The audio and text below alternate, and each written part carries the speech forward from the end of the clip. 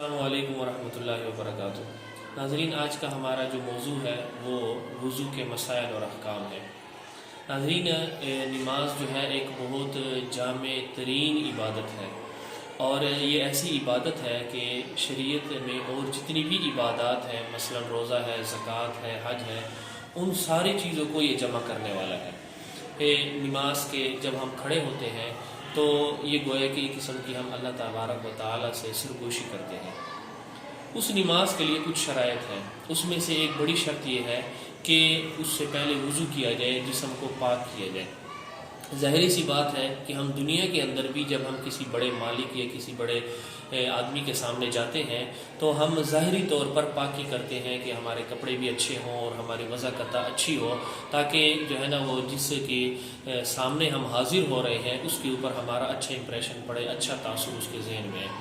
تو وہ مالک الملک ہے، خالق دو جہاں ہے، تو اس کے سامنے جب ہم حاضر ہو رہے ہیں اور ان کے سامنے ہم نے جو ہے وہ اپنی عاجزی اور اپنی عبدیت کو ظاہر کرنا ہے، تو اس کے لیے بہت زیادہ پاکی کی ضرورت ہے۔ اسی کی ایک کڑی جو ہے نا وہ وضو ہے۔ اب یہ جو وضو ہے، شریعت نے اس کے لیے کچھ ایسی چیزیں رکھی ہیں کہ جن کے اندر ان کو پورا کرنا ضروری ہے، کچھ ایسی چیزیں رکھی ہیں کہ مجبوری کی صورت کے اندر اگر ان کو چھوڑ دیا جائے تو اس سے وضو ہو جاتا ہے، کچھ ایسی چیزیں ہیں کہ اگر وہ سرزد ہو جائے انسان سے تو ان سے ان کا وضو ٹوٹ جاتا ہے۔ احادیث مبارکہ کے اندر وضو کی بے شمار فضائل آئے ہیں۔ صحیح مسلم کی روایت ہے، آپ صلی اللہ علیہ وسلم فرماتے ہیں کہ جب کوئی آدمی وضو کرنے کے لیے بیٹھتا ہے اور وضو شروع کرتا ہے تو جب وہ اپنے چہرے پر پانی ڈالتا ہے تو جب چہرے سے پانی کا آخری قطرہ گرتا ہے تو چہرے سے جتنے اس کے گناہ ہوئے ہوتے ہیں، اس کی آنکھوں سے اور اس کی زبان سے جتنے گناہ ہوئے ہوتے ہیں، وہ سارے کے سارے گناہ دھل جاتے ہیں۔ اسی طرح پھر آپ صلی اللہ علیہ وسلم نے فرمایا کہ جب وہ اپنے ہاتھوں پر پانی ڈالتا ہے تو جب وہ آخری قطرہ اس سے گرتا ہے تو ہاتھ سے جتنے گناہ کیے ہوتے ہیں وہ سارے کے سارے گناہ اسے دھل جاتے ہیں۔ اسی طرح سے جب وہ اپنے پاؤں کو دھوتا ہے تو پاؤں سے جب پانی کا آخری قطرہ گرتا ہے تو آپ صلی اللہ علیہ وسلم نے فرمایا کہ پاؤں سے جتنے گناہ کیے ہوتے ہیں وہ سارے کے سارے گناہ اس سے ختم ہو جاتے ہیں۔ یہاں پر ایک بہت اہم بات جو ہے نا وہ میں عرض کرتا چلوں کہ احادیث مبارکہ کے اندر جہاں کہیں بھی گناہوں کی معافی کا تذکرہ ہے، جیسے اس حدیث کے اندر آپ نے سنا، اسی طرح اور بے شمار ایسی احادیث ہیں کہ جس کے اندر یہ کہا جاتا ہے کہ فلاں عمل اگر کر لیا جائے تو اس کے بدلے میں اللہ تبارک و تعالیٰ تمام گناہوں کو معاف کر دیتے ہیں، چاہے وہ سمندر کی جھاگ کے برابر ہو، یا اس طرح کے اور جو ہے نا وہ تذکرہ احادیث میں موجود ہے۔ تو محدثین حضرات فرماتے ہیں کہ اس سے مراد وہ گناہ ہیں جو گناہ صغیرہ ہیں، یعنی چھوٹے چھوٹے گناہ ہیں۔ جو بڑے گناہ ہیں، جھوٹ بولنا ہے، بدکاری کرنا ہے، بدنظری کرنا ہے، دھوکہ دینا ہے، یہ جو اس طرح کے بڑے بڑے گناہ ہیں، ان گناہوں کے لیے توبہ شرط ہے کہ اگر توبہ کی جائے گی تو یہ گناہ معاف ہوں گے، اور اگر توبہ نہیں کرے گا تو یہ گناہ اس کے نام اعمال میں اس طرح لکھا جائے گا۔ تو ہم اپنے اصل موضوع کی طرف آتے ہیں کہ ہمارا موضوع جو ہے نا وہ وضو کا ہے۔ تو وضو کے اندر 4 فرائض ہیں۔ فرائض کا مطلب یہ ہے کہ اگر ان 4 چیزوں میں سے اگر کچھ کو ادا نہ کیا جائے یا تھوڑی سی بھی اس کے اندر کمی رہ جائے تو ایسی صورت کے اندر وہ فرض پورا نہیں ہوگا۔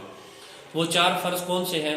قرآن مجید کی آیت ہے، اللہ تبارک و تعالیٰ فرماتے ہیں یا ایھا الذین آمنوا اذا قمتم الی الصلاۃ فاغسلوا وجوہکم وایدیکم الی المرافق وامسحوا برؤوسکم وارجلکم الی الکعبین۔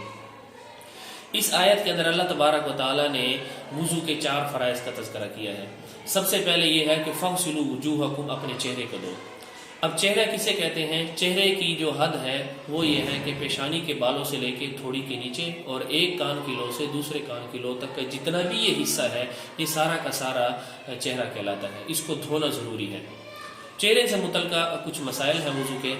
ایک یہ ہے کہ جب ہم چہرے پر پانی ڈالتے ہیں تو ایسی صورت میں اتنی زور سے پانی اس کے اوپر نہ پھینکا جائے کہ اگر ہمارے ارد گرد کوئی اور بیٹھا ہوا ہے کہ جو وضو کر رہا ہے تو وہ اس پانی اس پر جا کر لگے، یا اتنی زور سے پانی نہ پھینکا جائے کہ پانی کی چھینٹی جو ہے نا وہ ادھر ادھر جائے۔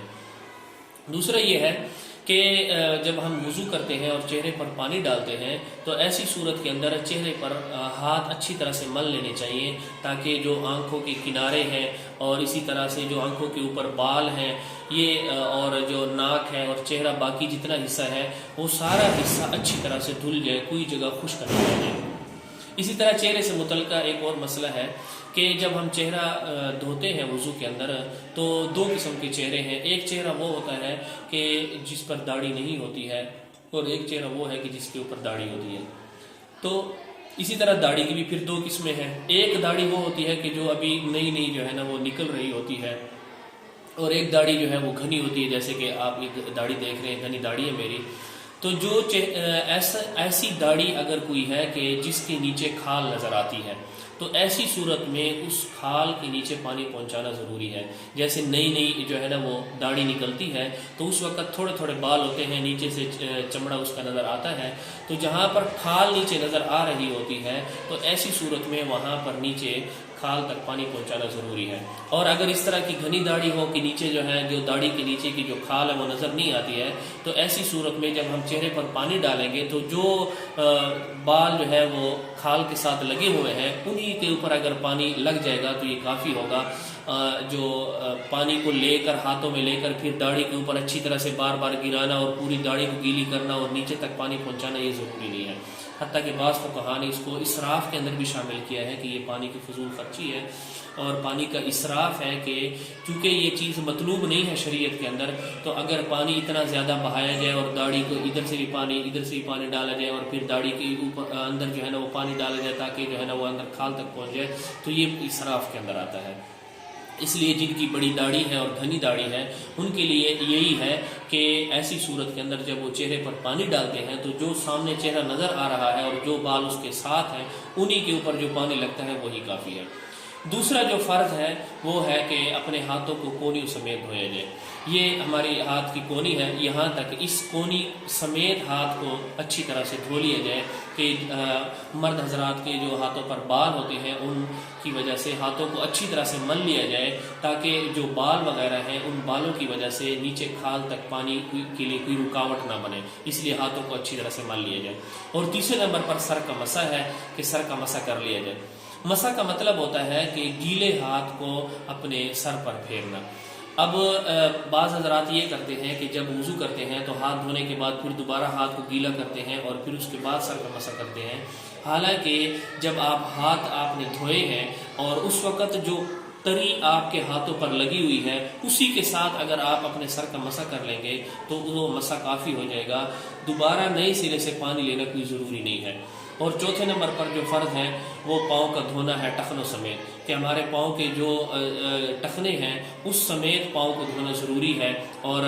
یہاں پر ایک اہم مسئلہ ساتھ یہ بھی ہے کہ جو حضرات بھاری جسم والے ہیں کہ جن کی انگلیوں کے درمیان خالی جگہ نہیں ہوتی بلکہ انگلیاں ایک دوسرے کے ساتھ ملی ہوئی ہوتی ہیں، ان کے لیے یہ بہت ضروری ہے کہ جب وہ وضو کرے تو ایسی صورت کے اندر اپنے پاؤں کی انگلیوں کی جو درمیان کی جگہ ہے وہاں پر بھی پانی کو پہنچانے کی کوشش کرے، کہ اگر وہاں پر پانی نہیں پہنچے گا تو ایسی صورت کے اندر وہ اس کو وضو نہیں ہوگا. جب وضو نہیں ہوگا تو اس کے بعد جو نماز پڑھی جائے گی یا تلاوت کی جائے گی یا غرض کوئی بھی عبادت کی جائے گی تو وہ عبادت قابل قبول نہیں ہوگی.